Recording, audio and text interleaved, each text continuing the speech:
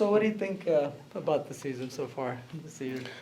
Um, I think it was a good season. There's a lot to take away from it, a lot to learn from it, and I think if we all kind of personally sit down and do our thinking on our personal part, and then like kind of look at what we have accomplished as a team, like we can take away and bring a lot of good things into the next season. So that's the way I see it. Nikolai, great to see you, first of all. Good to see you too. Yeah. Bob described kind of your ordeal from your injury. Can you just kind of take us through it too? It just seemed like it was a very difficult year for you. Just a lot of starts and stops to your recovery. Yeah, it definitely was a roller coaster. Like I didn't have like a set date where, they were gonna tell me you're gonna be good and you're gonna be able to play. He was just kind of going off like week by week, month by month. Like once I got the infection, so and I don't know. Like I just kind of learned to live a day by day and just do my best what I can. Like if I was able to come here and watch the games, I did. If I was able to come here like and do some kind of workouts for upper body, I did that. If there were days where like I couldn't get off the couch, I just had to stay at home, and trying to get healthy, I did that too. So it was a roller coaster, like I said. Like it happens, and sometimes injuries don't go the way you want them to go. Obviously, like they give you a set date, and sometimes it doesn't happen and takes longer, and that's okay. I learned a lot of things this season, and I'm gonna implement it this summer. Like I think I have the most desire that I've never had before, like to come back and play and train. So it's going to be great for my off season this summer, and hopefully I'll be able to bring more to the table next season. Are you able to fully train now? And are you back on the ice yet, or when will you be back on ice? I'm definitely doing right now the most I have done all season. Like I'm probably at the best point right now after everything I've been through, but I'm still not 100%. We're still getting back into it. We're kind of in the middle of rehab right now. I think right now I can be a little more confident saying that I'm on the right track and that everything will be great, everything will be good, and by the summertime, hopefully I'm 100%, so I'm able to kind of get off to the races and get my body in shape and start moving towards the next season. What has to happen for you to get 100% and be ready for camp? Just time. It's just gonna take some time, obviously. I had multiple surgeries, infection, and it's really just a time game. It's just waking up and seeing how I feel tomorrow, and if I feel like I can push more, I'll push more. There's time where I need to give it a couple of days off, like this week, and I feel great like doing that. So it needs recovery sometime, and yeah, just basically that, just time. How frustrating? I mean, it was last year, at the end of last year, you were going to go to the World Championships, and then you had the sports hernia surgery.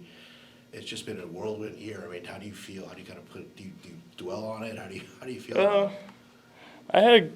I had good days and bad days, and I think at the end of the day, it all turns out for the best.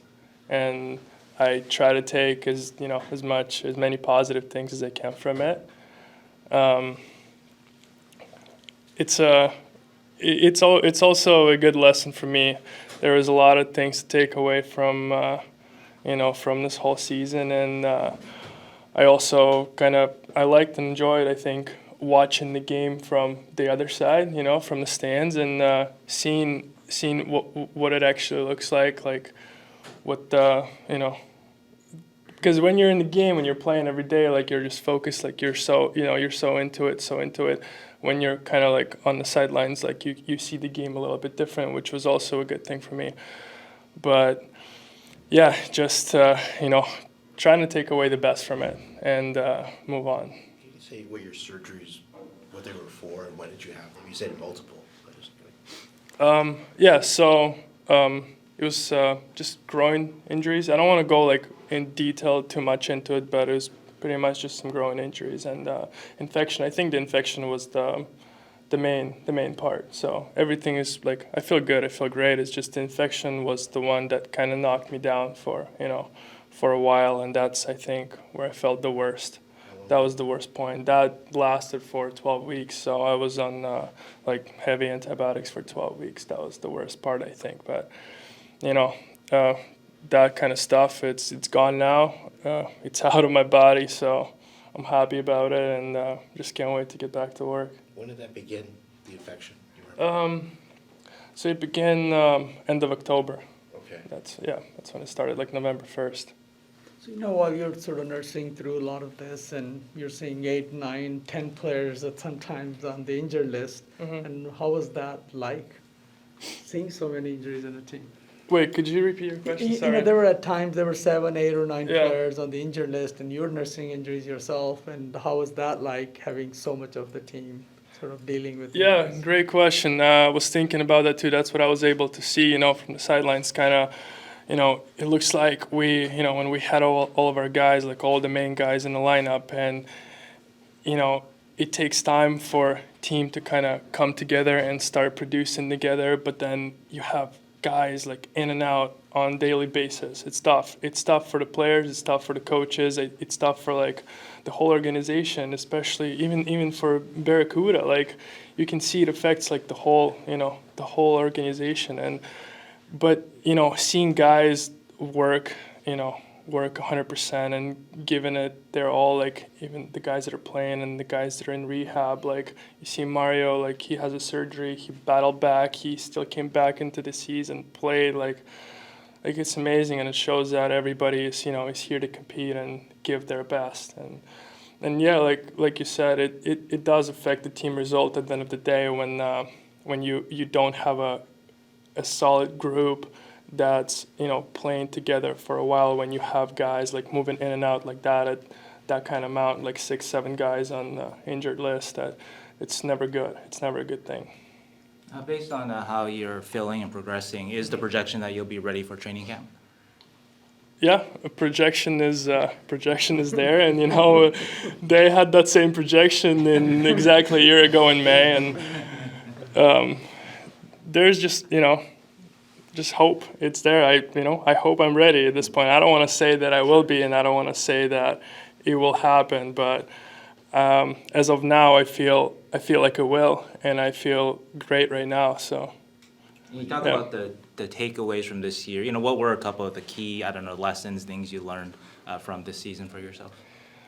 I don't want to come to conclusions just yet because I'm still processing, and I think I will keep processing these things for a while still.